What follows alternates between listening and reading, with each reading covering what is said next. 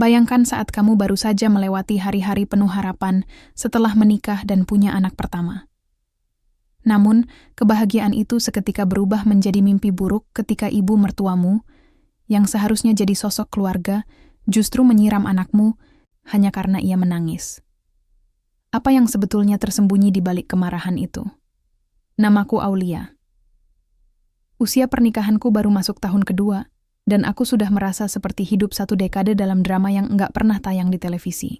Pernikahan impianku yang dulu kubayangkan penuh pelukan dan aroma kue hangat setiap pagi, ternyata lebih sering berisi air mata dan suara langkah kaki ibu mertua di lantai kayu yang bikin jantungku berdegup kencang.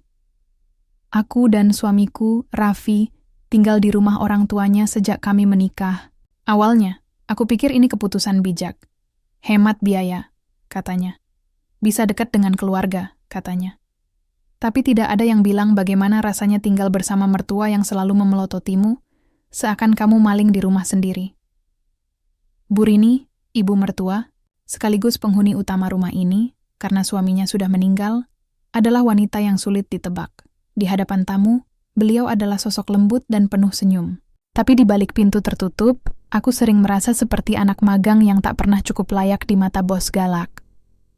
Pagi itu, seperti biasa, aku bangun lebih awal dari siapapun. Jam 5, Hana, bayiku yang baru berusia 4 bulan, mulai menggeliat minta susu. Aku menyusui sambil menahan kantuk. Rambutku masih acak-acakan, dan baju tidur belum sempat kuganti. Tapi baru saja aku selesai mengganti popok Hana, terdengar suara Bu Rini dari luar kamar. "Lia, kamu belum nyapu halaman? Udah jam 5 lewat." Aku spontan menoleh ke pintu, padahal belum sempat cuci muka. "Maaf, Bu. Hana tadi bangun, jadi saya..." "Alasan terus. Dulu saya ngurus 3 anak sambil kerja di pasar, tetap bisa bangun subuh. Kamu itu terlalu manja." Aku menunduk. Lidahku keluh. Bukannya nggak mau menjawab, tapi kalau aku balas, pasti akan jadi panjang. Dan Raffi, suamiku tercinta itu selalu memilih untuk tidak ikut campur. "Nanti aku yang bantu nyapu, Bu." Suara Raffi dari kamar sebelah terdengar malas. "Lia kan baru begadang jaga Hana. Laki-laki kok disuruh nyapu? Makanya istrimu jadi manja begitu." Aku menahan napas. Tanganku gemetar sedikit saat menaruh Hana di kasur.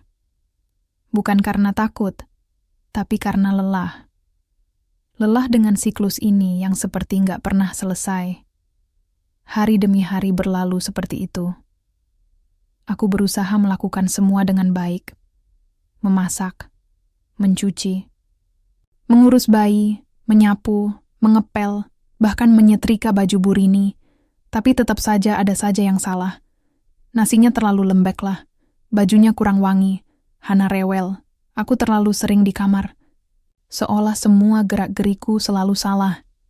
Suatu sore, saat Hana menangis karena perutnya kembung, aku mengusap perutnya pelan-pelan sambil menggendongnya keliling kamar. Tapi entah kenapa, suara tangisannya terasa lebih keras dari biasanya. Baru beberapa menit Bu Rini masuk ke kamarku tanpa ketuk pintu. "Kenapa lagi ini anak? Rewel terus tiap hari. Perutnya kayaknya kembung, Bu. Saya lagi pijat pelan." "Nggak becus ngurus anak." Bu Rini menggeleng cepat, lalu berbalik keluar. Tapi kalimat terakhirnya sempat membuat dadaku nyeri. "Coba kalau kamu itu perempuan yang benar, nggak bakal anaknya rewel terus kayak gini." Aku duduk di ujung ranjang, memeluk Hana erat-erat. Tiba-tiba aku merasa sendiri. Benar-benar sendiri. Malam itu, Raffi pulang telat karena lembur. Hana lagi-lagi rewel. Mungkin karena demam ringan setelah imunisasi. Aku sudah mencoba segalanya. Susu, bedong, dekapan, lagu Nina Bobo. Tapi tangisnya tetap pecah seperti alarm yang tak bisa dimatikan. Sekitar pukul 10 malam, pintu kamarku kembali terbuka. Bu Rini berdiri di sana. Wajahnya gelap.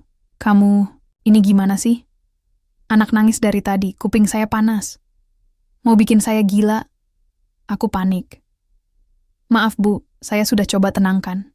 Hana demam, tadi habis imunisasi." Tanpa memperdulikan penjelasanku, Bu Rini masuk, dan dengan gerakan cepat, mengambil mangkuk air yang biasanya kupakai buat membasuh Hana. Sebelum aku sempat mencegah, ia menyiramkan air itu ke tubuh Hana. Aku menjerit, "Bu, jangan!" Tangisan Hana semakin keras. Kali ini bukan hanya karena demam, tapi karena kaget dan dingin. Aku langsung meraih tubuh mungilnya yang basah kuyup, membalutnya dengan selimut. "Kamu jangan drama. Anak begitu aja ribut. Biar tahu rasa kalau nangis terus," kata Bu Rini dingin, lalu pergi begitu saja. Aku terdiam. Air mataku jatuh tanpa suara. Tanganku gemetar memeluk Hana, yang masih terseduh-seduh. Rasanya seperti ada pecahan kaca yang menusuk hatiku satu persatu. Malam itu, aku duduk lama di lantai. Kamar Hana tidur di pangkuanku setelah akhirnya tenang. Mataku tak bisa terpejam. Aku bukan hanya sedih, aku marah, tapi juga takut. Ini bukan hanya soal mertua yang cerewet atau sinis. Ini sudah melewati batas. Aku sadar, rumah ini bukan rumah. Bukan tempat yang aman untukku. Dan lebih buruk lagi, mungkin, juga bukan tempat yang aman untuk anakku. Sejak malam itu, ada sesuatu dalam diriku yang berubah. Bukan hanya luka, tapi juga kekhawatiran yang sulit diusir. Aku mencoba bertahan, berpura-pura bahwa semua baik-baik saja. Tapi setiap kali melihat Hana bayiku yang mungil dan polos, hatiku kembali tercekat. Pagi itu, aku bangun lebih pagi dari biasanya. Bukan karena ada yang membangunkan, tapi karena malamku tak benar-benar tidur. Aku hanya bisa memandangi Hana yang tidur dalam dekapanku. Ia terlihat damai, tak tahu apa yang terjadi semalam. Mungkin itu berkah dari Tuhan. Bayi cepat lupa, sementara ibunya harus menanggung semuanya. Aku bangkit perlahan, menaruh Hana ke dalam boks kecil yang kami letakkan di sisi tempat tidur. Setelah mencuci muka dan ganti baju, aku ke dapur untuk menyiapkan sarapan. Nasi goreng dan telur mata sapi, menunya sederhana, tapi aku berusaha membuatnya serapi mungkin. Ku beri irisan mentimun dan tomat, supaya tampak menarik, hanya agar bisa sedikit mengurangi omelan. "Tumben kamu bangun duluan," suara Bu Rini terdengar dari belakangku. Nada bicaranya biasa saja, tapi matanya meneliti setiap gerakan tanganku. "Iya, Bu," jawabku pelan. "Tadi Hana udah tidur lebih nyenyak. Bagus, jangan manja terus. Jadi ibu itu harus tangguh." Ia duduk di kursi makan, meneguk teh hangat yang baru saja kuletakkan di hadapannya. Aku hanya mengangguk. Aku sudah belajar untuk tidak banyak bicara di hadapan Bu Rini. Setiap kata bisa disalahkan, setiap niat baik bisa dianggap lemah atau sok tahu. "Raffi mana?" tanyanya. "Masih tidur, Bu. Semalam pulang jam 2. Lelaki itu capek kerja buat kamu dan anakmu. Kamu jangan bikin dia tambah pusing ya. Jangan dikit-dikit ngadu. Urusan rumah, kamu selesaikan sendiri." Aku mengangguk lagi, meski batinku menjerit. "Urusan rumah? Anak kami disiram air karena menangis. Itu bukan urusan rumah, Bu. Itu kekerasan. Tapi aku tahu, kata-kataku tidak akan ada artinya di rumah ini." Menjelang siang, Raffi bangun dan makan tanpa banyak bicara. Kulihat matanya lelah, tapi ekspresinya datar. Aku duduk di sebelahnya sambil menggendong Hana yang mulai rewel lagi. Dengan hati-hati, aku membuka suara. "Mas, aku mau ngomong soal kemarin malam." Raffi berhenti mengunyah. "Kenapa?" "Kemarin Bu Rini siram Hana." "Karena nangis." "Aku takut, Mas. Itu nggak normal." Ia menarik napas panjang, lalu meletakkan sendoknya. "Ya udah, kamu kan udah bilang, tapi kamu juga harus ngerti, Mama itu gampang emosi. Bukan karena benci sama Hana, cuma capek. Kupingnya sensitif." "Mas, itu bukan soal emosi. Anak kita disiram air dingin dalam kondisi demam. Kamu juga jangan lebay. Jangan bikin aku tambah pusing, Lia." Aku terdiam. Lagi-lagi, pembicaraan ini berakhir di titik yang sama. Aku terlalu berlebihan, terlalu sensitif, terlalu manja. Kata-kata itu mulai tertanam dalam pikiranku, seperti mantra kutukan yang kuucapkan sendiri tanpa sadar. Sore harinya, aku membawa Hana keluar sebentar ke teras depan. Udara desa sore itu cukup sejuk, dan Hana tampak lebih tenang digendong sambil melihat burung beterbangan di langit jingga. Seorang tetangga lewat, Bu Yati namanya. Ia wanita paruh baya yang sering senyum padaku, tapi tak pernah banyak bicara. Mungkin karena takut Bu Rini tahu. Jalan-jalan Bu Aulia? Sapanya ramah. Iya Bu, Hana rewel terus di dalam. Bu Yati mendekat, menatap Hana dengan lembut. Cucunya Bu Rini ya? Mirip siapa ya? Aku hanya tersenyum. Banyak yang bilang mirip papanya. Ia terdiam sesaat, lalu menoleh ke kanan dan kiri, memastikan tak ada yang mendengar. Dulu, saya sempat dengar Bu Rini pernah rawat bayi juga, tapi... maaf ya, saya ngomong... Gini, bayi? Maksud ibu siapa? Ya dulu, sebelum kamu tinggal di sini. Waktu Raffi masih bujangan, ada perempuan. Sudahlah, saya cuma tetangga. Nggak enak ngomongin keluarga orang. Aku menatapnya serius. Tolong Bu, saya harus tahu. Bu Yati menatapku ragu, tapi akhirnya mengangguk kecil. Dulu ada perempuan tinggal di sini. Katanya istri pertama, Raffi, tapi nggak pernah dikenalkan resmi. Waktu anaknya meninggal, dia langsung nggak pernah kelihatan lagi. Katanya pergi, tapi ada juga yang bilang diusir. Aku membeku. Otakku seperti berhenti bekerja sesaat. Anaknya meninggal? Tanyaku pelan. Iya. Katanya demam, terus telat dibawa ke dokter. Waktu itu Bu Rini yang jaga. Ya, saya nggak tahu pastinya. Tapi sejak itu, beliau jadi sensitif banget kalau dengar anak kecil nangis. Suara Bu Yati menghilang di kepalaku. Yang tersisa hanya detak jantungku yang terasa makin cepat. Jadi, ini bukan pertama kalinya ada bayi menangis di rumah ini. Dan dulu, juga sakit, aku menatap Hana yang sedang tertidur di bahuku. Pelan-pelan, kegelisahan itu tumbuh dalam dadaku, menumpuk jadi tanya yang belum punya jawaban. Apa sebenarnya yang terjadi di rumah ini? Malamnya, setelah Raffi tertidur, aku memberanikan diri masuk ke kamar mertua. Hanya mengintip lewat pintu yang sedikit terbuka. Bu Rini sedang duduk di depan meja rias, memandangi sebuah kotak kecil berwarna coklat tua. Ia membukanya perlahan, dan dari celah pintu, aku bisa melihat kain kecil berwarna biru muda.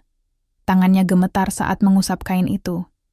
Dan, untuk pertama kalinya, aku melihat mata ibu mertuaku berkaca-kaca. Aku mundur pelan, menutup pintu dengan hati-hati. Untuk pertama kalinya, aku merasa ada sesuatu yang jauh lebih besar daripada sekadar kebencian. Mungkin ada luka di balik semua sikap kasarnya. Tapi apakah luka itu cukup jadi alasan untuk menyakiti anakku? Aku belum tahu jawabannya. Yang ku tahu, aku harus bersiap.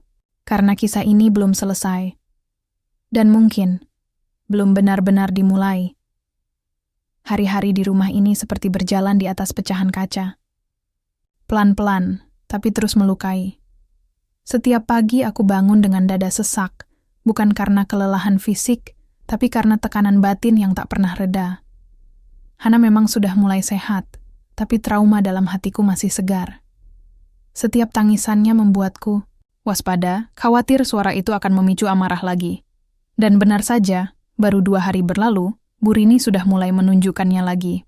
Apa sih? Bayi kok nangis terus? Ini rumah, bukan panti asuhan. Teriaknya dari ruang tengah. Aku langsung bergegas keluar dari kamar, Hana masih dalam gendongan. Maaf Bu, Hana belum tidur dari tadi, mungkin perutnya nggak enak. Kamu tuh nggak becus jadi ibu. Anak, sekecil itu aja nggak bisa kamu tenangin. Nanti gede jadi liar. Aku terdiam. Bibirku ingin menjawab, tapi aku tahu, di rumah ini, membela diri hanya akan memperburuk keadaan. Siangnya, aku duduk di kamar sambil mengusap kepala Hana. Suaraku lirih berbisik seperti doa. Nak, maafin ibu ya. Ibu janji akan cari jalan keluar. Tapi ibu juga bingung harus mulai dari mana. Pikiranku tak henti-hentinya kembali pada ucapan Bu Yati kemarin. Tentang bayi yang meninggal. Tentang istri pertama Raffi. Tentang kenangan yang seolah dihapus paksa dari rumah ini. Apa benar Bu Rini kehilangan seorang bayi dulu, Tapi, kalau benar, kenapa ia tak pernah menyebutkannya? Dan kenapa Raffi selalu menutup-nutupi? Aku butuh jawaban. Aku tak bisa hidup dalam rumah penuh rahasia seperti ini. Sore itu, saat Raffi pulang kerja, aku menunggunya di kamar. Setelah Hana tertidur, aku duduk di sisi ranjang, menatapnya lurus-lurus. Mas, aku perlu tanya sesuatu. Tolong jawab dengan jujur. Raffi terlihat lelah. Tentang apa lagi, Lia? Bayi yang pernah meninggal di rumah ini. Bener nggak? Raffi terdiam. Matanya langsung menghindar. Bu Yati bilang, dulu pernah ada. Anak dari istri pertamamu. Dan Bu Rini yang jaga. Waktu itu, ia menghembuskan napas berat. Kamu dengar dari siapa sih? Itu urusan lama, Lia. Nggak ada gunanya dibahas lagi. Gunanya ada. Karena aku merasa anak kita dalam bahaya kalau aku nggak tahu kebenarannya. Aku hidup di rumah ini, Mas. Aku berhak tahu. Raffi memejamkan mata, menunduk, lalu bicara lirih, seakan bicara pada dirinya sendiri. Ya, memang pernah ada. Namanya Arga, anakku juga. Tapi dia meninggal waktu masih bayi. Demam tinggi. Waktu itu aku kerja di luar kota. Mama yang jaga dan ibunya? Laras. Istri pertamaku. Bukan resmi, kami nikah siri waktu itu. Waktu Arga meninggal, Laras nggak kuat. Dia pergi. Mama bilang dia lari ninggalin semuanya. Aku diam, ada sesuatu yang ganjil. Kamu pernah coba cari dia lagi? Buat apa? Dia yang ninggalin. Lagi pula Mama bilang dia nggak cocok buat keluarga ini. Aku terlalu nurut waktu itu. Aku menatap Raffi lama. Ada sesuatu yang belum ia ceritakan. Aku bisa merasakannya. Malam harinya aku kembali melihat Bu Rini duduk di meja rias. Kotak kayu kecil itu kembali terbuka. Kali ini aku beranikan diri mendekat dan mengetuk pintu. Tok. Tok, ia menoleh cepat, lalu buru-buru menutup kotaknya. Ada apa? Nadanya ketus. Bu, boleh saya tanya sesuatu? Kalau cuma buat nambah beban pikiran, mending nggak usah. Aku menghela napas. Saya cuma mau tahu, apa ibu masih menyimpan dendam sama anak yang dulu meninggal? Atau sama ibunya? Mata Bu Rini langsung tajam. Tapi kemudian, sekilas, aku melihat sorot yang berbeda. Bukan marah, tapi ketakutan. Dia mati di tangan saya. Kamu puas? Katanya pelan, nyaris tak terdengar. Saya tinggal dia sebentar buat masak. Waktu balik dia udah kejang. Badannya panas. Saya telat. Saya pikir cuman masuk angin. Tangannya gemetar. Sejak itu, tiap kali dengar bayi nangis, kepala saya sakit. Rasanya kayak kembali ke hari itu. Saya nggak sanggup dengar suara tangisan bayi. Itu bukan marah. Itu luka yang saya tutupi selama ini. Aku tak tahu harus merasa apa. Kasian, marah, bingung, tapi satu hal yang makin jelas. Bu Rini bukan hanya menyimpan trauma. Dia juga menyimpan sesuatu yang jauh lebih dalam. Sebuah rahasia yang bisa mengubah segalanya. Dan mungkin, anakku, Hana, bukan hanya korban kemarahan, tapi bagian dari masa lalu yang belum tuntas. Aku pikir, setelah kejadian itu, semuanya akan berubah. Setidaknya, akan ada permintaan maaf. Tapi nyatanya, tidak ada yang berubah. Hari berlalu begitu saja, seolah-olah Hana tidak pernah disiram air dingin oleh neneknya sendiri. Yang berubah justru aku. Dalam diam, aku mulai merasa ada sesuatu yang tidak beres dengan keluarga ini. Bukan cuma karena perlakuan Bu Rini yang kasar, tapi karena tatapan-tatapan kosong, ucapan yang terpotong, dan perasaan ganjil yang terus menghantuiku. Hari itu, aku sedang menyuapi Hana bubur di dapur ketika tanpa sengaja mendengar percakapan Bu Rini dan Bu Yati, tetangga sebelah, yang sedang duduk di ruang tamu. Kamu tahu, Rin, kata Bu Yati sambil menyeruput teh. Dulu kamu sayang banget sama bayi. Itu. Tapi caramu menyayangi dia. Ya, kita semua tahu akhirnya. Aku menajamkan pendengaran. Udah, Yat. Jangan bahas itu lagi. Bikin sakit kepala. Sudah lama berlalu. Jawab Bu Rini cepat. Tapi kamu nggak pernah benar-benar pulih, Rin. Tiap kali dengar bayi nangis, kamu berubah. Kamu jadi orang lain. Aku menahan napas. Bayi? Siapa bayi yang mereka bicarakan? Aku mendekat pelan-pelan ke balik pintu. Tiap malam kamu masih suka buka kotak kayu itu, kan? Lanjut Bu Yati. Bu Rini terdiam lama. Lalu dengan suara rendah. Kadang aku mimpi dia masih hidup, nangis nyari aku. Kadang aku bangun sambil teriak. Makanya aku nggak tahan denger bayi nangis. Apalagi suara cewek kecil. Mirip banget. Suara mereka semakin lirih, tapi cukup untuk membuat jantungku berdetak tak beraturan. Malamnya, aku coba tanyakan pada Raffi soal pembicaraan itu. Tapi seperti biasa, dia menutup diri. Ah, itu masa lalu. Udah lama banget. Nggak penting buat kamu. Kalau nggak penting, kenapa semua orang di rumah ini masih dihantui? Lia, aku capek. Aku nggak mau bahas itu. Jangan ganggu Mama juga. Dia udah cukup berat hidupnya. Berat? Apa berat hidup yang membuat seseorang tega menyiram cucunya sendiri dengan air dingin? Hanya karena menangis, aku tidur malam itu dengan gelisah. Dan esok paginya, aku memutuskan mencari tahu sendiri. Aku mulai memperhatikan kebiasaan Bu Rini. Benar, seperti kata Bu Yati, tiap malam dia akan duduk di depan meja rias. Dan di sanalah, kotak kayu kecil itu dibuka. Suatu sore, saat Bu Rini pergi, arisan dan rumah kosong. Aku memberanikan diri masuk ke kamarnya. Jantungku berdebar. Aku tahu ini bukan hal yang pantas, tapi aku harus tahu apa yang disembunyikan semua orang. Aku temukan kotak itu di laci. Terkunci. Tapi tidak rapat. Pelan-pelan, aku membukanya. Isinya tidak banyak.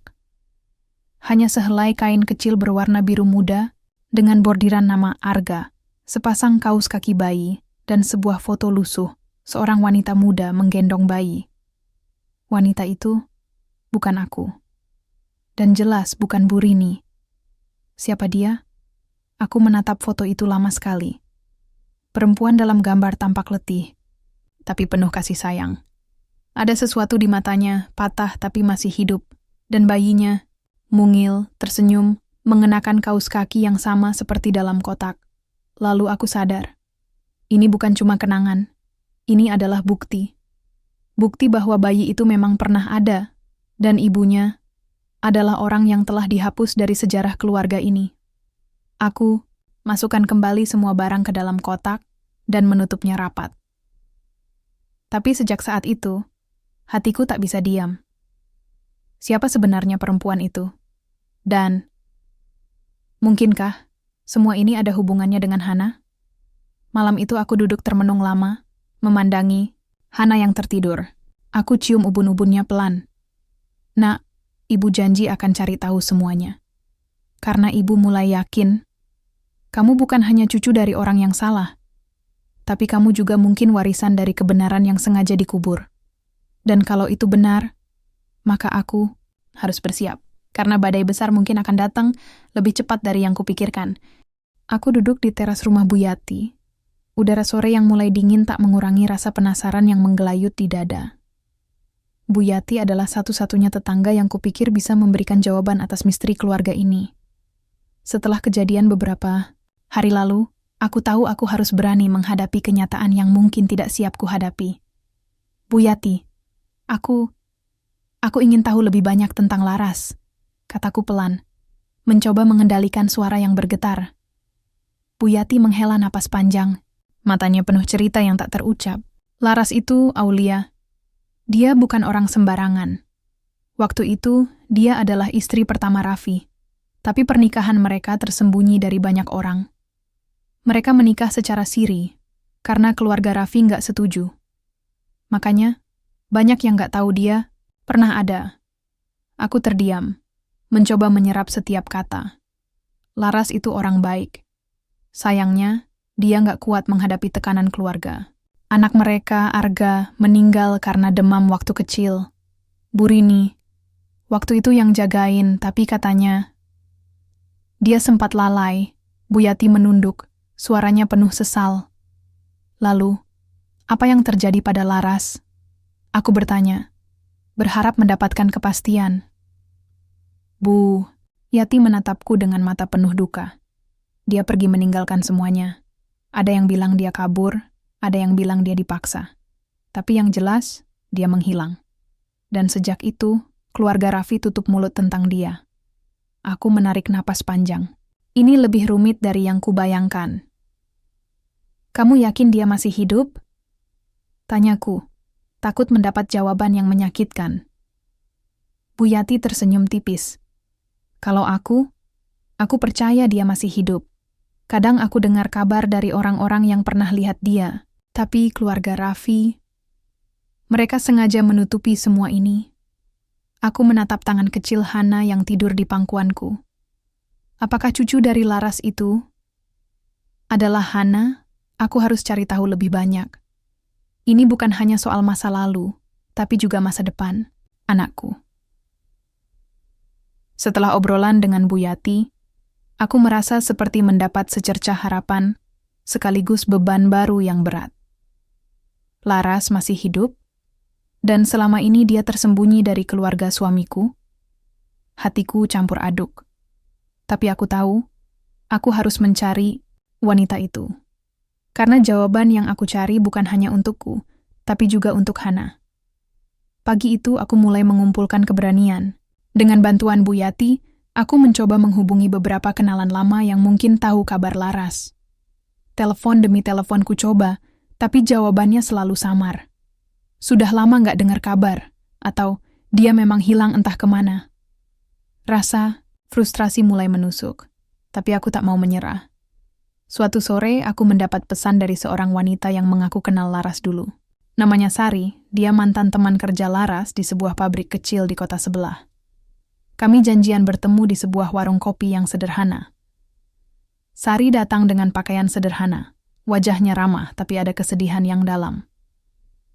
Laras? Iya, aku masih ingat dia. Dia orang baik, pekerja keras. Tapi sejak meninggalkan suami dan anaknya, aku nggak pernah dengar kabarnya lagi. Aku menatapnya penuh harap. Kamu tahu di mana dia sekarang? Sari menggeleng pelan. Maaf, aku nggak tahu. Tapi aku dengar dia pindah ke kota lain dan hidup jauh dari keluarga itu. Aku mengangguk, memendam kecewa, tapi juga makin yakin harus terus mencari. Malamnya, aku duduk termenung di kamar. Hana tertidur pulas di sebelahku. Aku berbisik lirih. Laras, jika kamu mendengar ini, tolong, bantu ibu dan anakmu. Raffi yang duduk di sudut ruangan tiba-tiba berbicara pelan. Lia, aku tahu kamu sibuk mencari Laras. Tapi jangan terlalu berharap. Aku sudah mencoba lupakan semuanya. Aku menatapnya dengan mata berkaca-kaca. Aku bukan cuma mencari dia untukmu, Mas.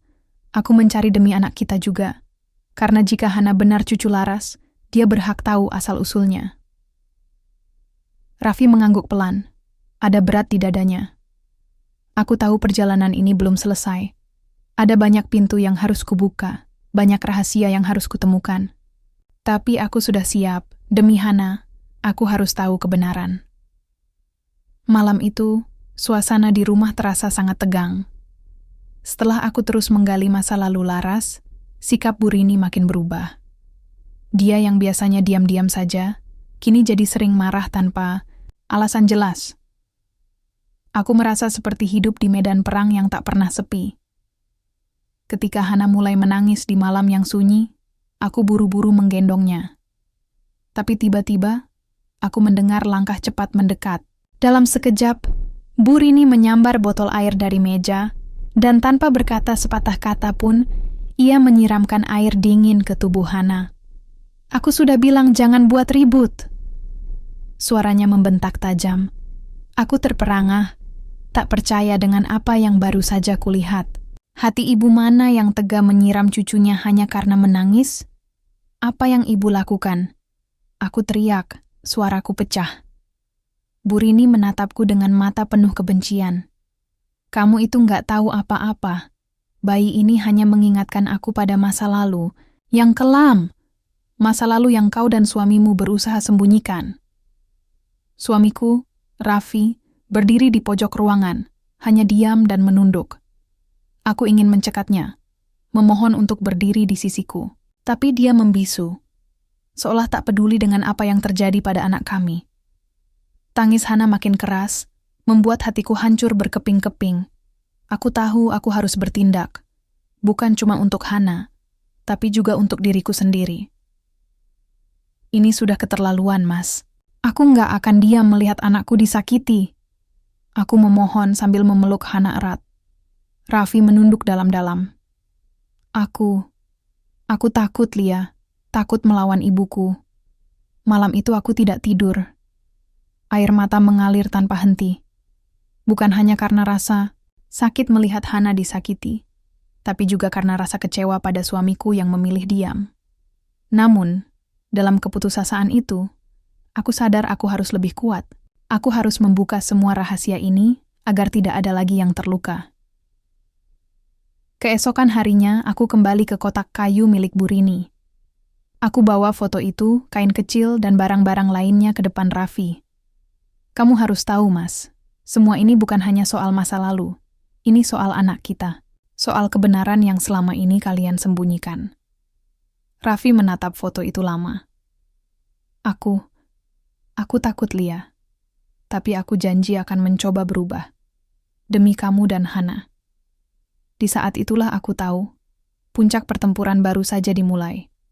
Aku tak akan menyerah meskipun badai menghadang. Demi anakku, aku akan berjuang sampai akhir.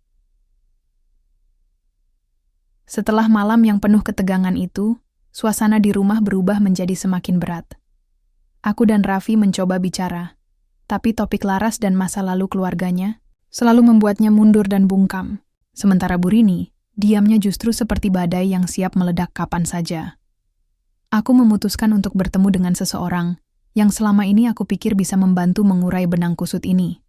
Pak Haji Karim, seorang tokoh tua yang dulu dikenal, dekat dengan keluarga Raffi. Aku tahu ini berisiko, tapi aku tak punya pilihan lain. Di sebuah warung kecil, aku bertemu Pak Haji. Wajahnya serius saat aku membuka pembicaraan. Pak Haji, aku butuh tahu kebenaran tentang Laras. Tentang anaknya, dan kenapa keluargaku menyembunyikannya. Pak Haji menarik napas panjang. Laras, dia memang istri pertama Raffi. Tapi pernikahan itu rahasia besar. Ibu Rini marah besar waktu tahu. Anak Laras, Arga, meninggal karena demam yang seharusnya bisa dicegah. Ibu Rini merasa itu semua salahnya, dan trauma itu membekas dalam-dalam. Apa benar Laras masih hidup? Tanyaku penuh harap. Pak Haji menggeleng. Kalau aku sih percaya, dia masih ada. Tapi keluarga ini, terutama Bu Rini, menutup rapat semua itu. Mereka takut kebenaran terbuka. Hatiku bergejolak. Tapi lebih dari itu, aku merasakan sebuah peringatan bahwa aku sedang membuka sesuatu yang mungkin lebih berbahaya dari yang kukira. Keesokan harinya, aku mencoba bicara lagi dengan Raffi. Aku minta dia menemani aku menemui Laras, jika benar dia masih hidup. Tapi Lia, aku takut keluargaku akan menghancurkan kita jika tahu aku ikut mencarinya. Katanya dengan suara pelan. Aku juga takut, Mas. Tapi aku lebih takut kehilangan anak kita tanpa tahu kebenaran. Kita harus hadapi ini bersama, jawabku. Tiba-tiba, suara pintu diketuk keras. Bu Rini masuk dengan wajah penuh kemarahan. Kalian berdua jangan berani-beraninya menggali masa lalu. Kalau sampai rahasia ini bocor, aku yang akan menanggung semuanya. Bentaknya Raffi yang biasanya diam, kali ini mencoba membela. Ibu, kami cuma ingin tahu apa yang sebenarnya terjadi. Terlambat, jawab Bu Rini dingin.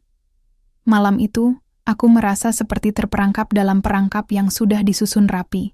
Tapi aku tahu aku tak bisa mundur. Demi Hana, aku harus terus maju. Karena semakin dalam aku menyelidiki, semakin banyak rahasia yang terbuka.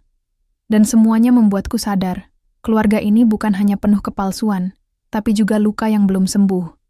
Malam itu, aku duduk di ruang tamu, menunggu Raffi pulang dari kerja. Hatiku berdebar tak karuan. Aku sudah tak tahan lagi menahan semua rahasia dan kebohongan yang selama ini membelenggu keluarganya.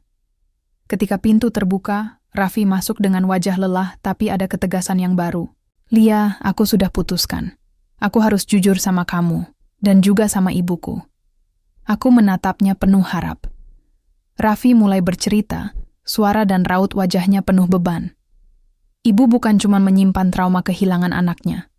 Tapi, anak yang hilang, itu bukan anak kandungnya sendiri. Aku tercengang, sulit percaya dengan kata-kata yang baru ku dengar. Ternyata, anak itu adalah anak dari Laras, istri pertama ayahku. Tapi keluarga menyembunyikannya. Mereka memaksa Laras pergi dan menyembunyikan keberadaan dia dan anaknya. Ibu merasa bersalah sekaligus marah, karena dia merasa dia harus menjaga nama baik keluarga, tapi kehilangan yang tak tergantikan. Tiba-tiba pintu terbuka dan Bu Rini masuk. Wajahnya pucat dan matanya berlinang air mata. Aku sudah tak tahan. Berbohong, katanya dengan suara serak. Aulia, aku minta maaf atas semua yang sudah kulakukan pada kamu dan Hana.